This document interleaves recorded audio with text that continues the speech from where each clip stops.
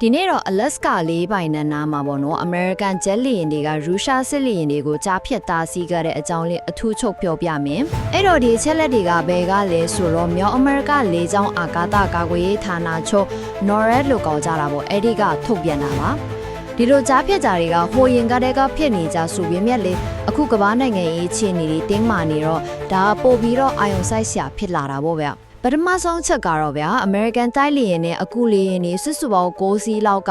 ရုရှားဘုံကျဲလေယာဉ်2စီးနဲ့တိုက်လေယာဉ်2စီးကို Alaska လေကြောင်းရန်ကာကွယ်ရေးသတ်မှတ်ဇုံထဲမှာတွေ့ပြီးကြားဖြတ်ခဲ့တာ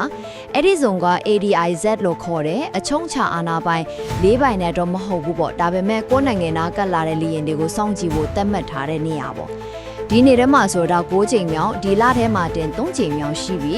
ဒါပေမဲ့အရေးကြီးတာတစ်ခုက NORAD ကပြောရဲဆိုတော့ရုရှားလေယာဉ်တွေဟာ American နာမဟုတ်ကန်နာဒါရဲ့အချုံချအာဏာပိုင်၄ပိုင်နက်ထဲကိုလုံးဝမဝင်ခဲ့ဘူးအပီပီဆိုင်ရာ၄ပိုင်နက်ထဲမှာပဲပြန်နေခဲ့လာပါတယ်အဲ့ဒါကြောင့် NORAD ကဒါကိုချင်းချောက်မှုလို့မမြင်ဘူးပုံမှန်လုံးနေကြအလုပ်တစ်ခုလိုပဲသဘောထားတယ်ဆိုတာပါပဲ